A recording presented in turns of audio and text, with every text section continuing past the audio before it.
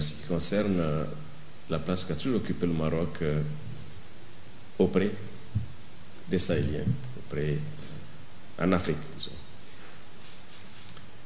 Monsieur le ministre, je ne suis pas surpris. Il y a 3 ans, il y a quelques mois, je crois, je suis venu ici en tant que nouveau secrétaire permanent, puis maintenant exécutif du G5 Sahel, 5 pays que vous connaissez, qui travaillent ensemble, qui mutualisent leurs efforts pour lutter non seulement contre les forces négatives, mais aussi pour une prospérité partagée.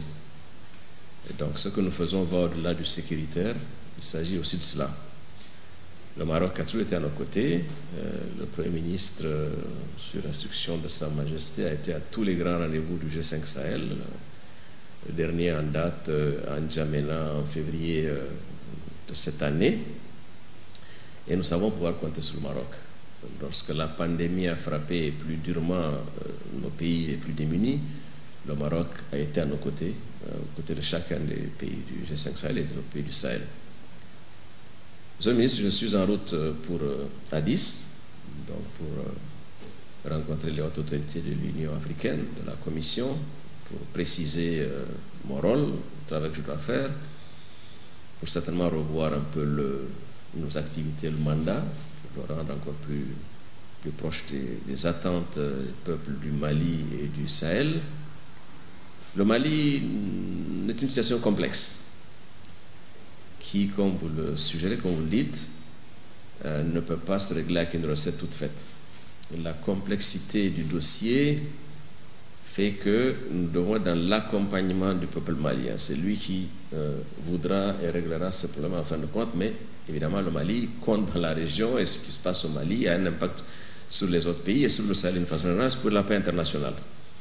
Nous avons des partenaires avec lesquels nous travaillons, nous avons besoin d'eux, que ce soit les Nations Unies, que ce soit la France, que ce soit l'Union européenne.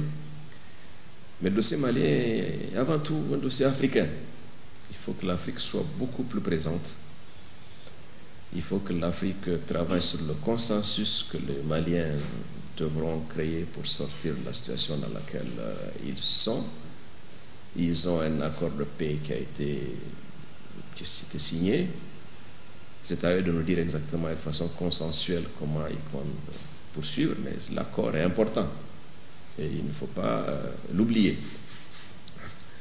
Nous allons compter sur le Maroc pour d'autres aspects aussi de la question.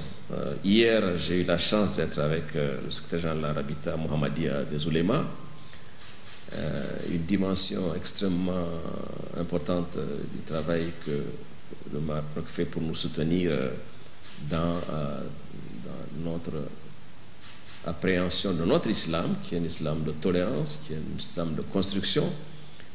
Sur le plan bilatéral, le Maroc contribue à former des centaines d'imams et d'oulémas de notre sous-région. Je pense qu'il faut régionaliser un peu ce travail-là pour qu'il y ait plus de coordination, pour qu'il y ait plus de suivi aussi. J'ai tuté hier plusieurs fois sur cette rencontre au niveau de l'Arabita et quelque part cela nous a manqué.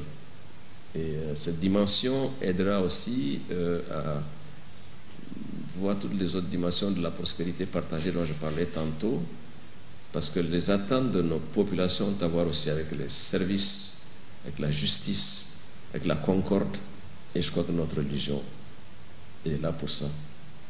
Une religion bien comprise, bien entendu. Donc, Monsieur le ministre, je voudrais réitérer ma reconnaissance au Royaume du Maroc et à Sa Majesté pour tout ce qui se fait en faveur du Sahel et des peuples du Sahel, qui, comme vous le dites, au fond, a un destin lié à celui des autres peuples d'Afrique et du Maroc en particulier. Merci beaucoup, Monsieur le ministre. Merci.